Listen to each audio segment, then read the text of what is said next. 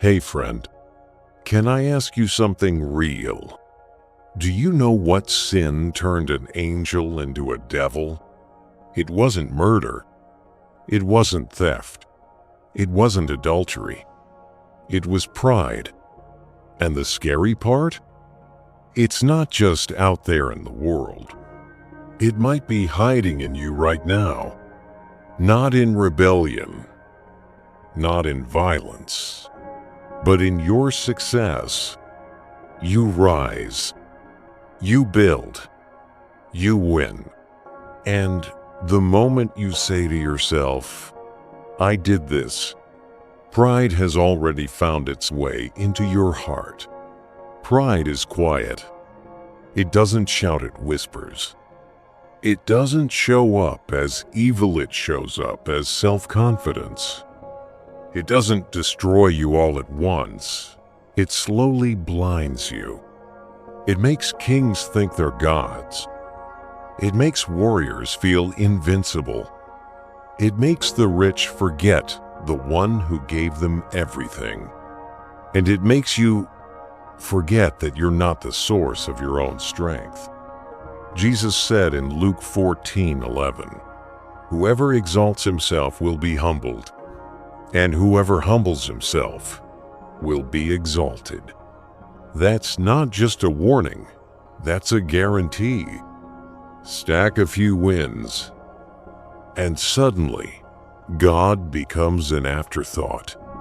You stop seeking Him because life feels good. You stop praying because you think you've got this.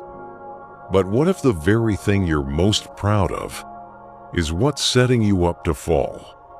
Pride deceives you. It makes you believe you're the master, when in reality you're just the vessel. Your victories belong to God. Your failures? They're your lessons to learn. You pray when you're broken, but when you're blessed, you ignore Him. And then you wonder why the cycle of rise and fall keeps repeating. But here's a hard question. Why does God humble us? Is He jealous?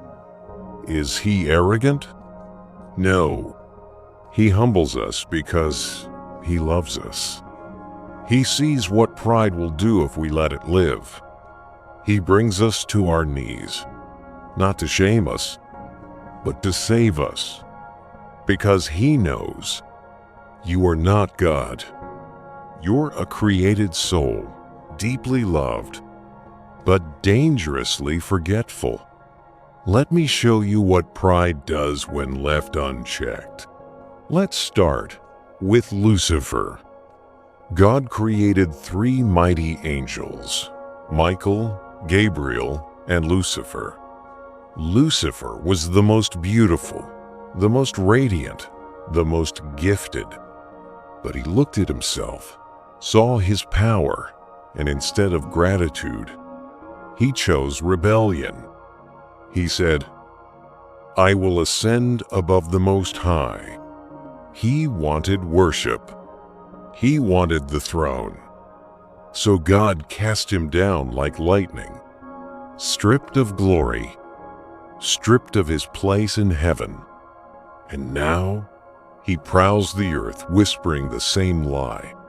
Exalt yourself. Take what you want. You don't need God. Look at King Nebuchadnezzar. He ruled the greatest empire of his time. He stood on his balcony and said, Is this not the great Babylon I have built by my power and for my glory? And in that moment, God humbled him. His mind broke. He lived like a wild animal, eating grass, crawling on all fours, for 7 years, until he finally looked up and said, Glory belongs to God, not me. Pride doesn't always look like rebellion. Sometimes it disguises itself as righteousness. Remember the older brother in the parable of the prodigal son? He didn't leave. He didn't waste his inheritance. He stayed. He worked hard. He was loyal. But when his younger brother returned home and was welcomed, he was furious. I did everything right. I deserve more, he thought. That's pride too. Not in defiance, but in entitlement. And entitlement poisons gratitude. It makes obedience feel like a transaction. You start thinking, God owes me for being faithful. And when he blesses someone else, pride whispers, why them, not me? Think about the Pharisee and the tax collector. The Pharisee stood in the temple and prayed loudly, God, I thank you that I'm not like other men sinners, liars, adulterers. He listed all his good deeds. I fast, I give, I obey. Meanwhile, the tax collector stood far off. He didn't even lift his eyes. He beat his chest and cried, God, have mercy on me, a sinner. And Jesus said, the humble man, not the proud one, was justified before God. So how do we kill pride before it kills us? Jesus gave us 3 spiritual disciplines: fast, give, pray. All of them are powerful, but only one directly attacks pride at the root: prayer. Because prayer humbles you. It breaks the illusion of control. It reminds you that everything you have is borrowed. Your breath, your talents, your life. Without God, you are dust. Pride says, I built this. Prayer says, God gave this to me. Pride takes the credit. Prayer gives the glory. You want to stay standing? Stay bowed. You want to keep winning? Keep your heart surrendered. Because even Jesus, the Son of God, washed his disciples' feet. If the King of Kings humbled himself, who are we to walk through life puffed up, measuring ourselves, boasting in our own strength?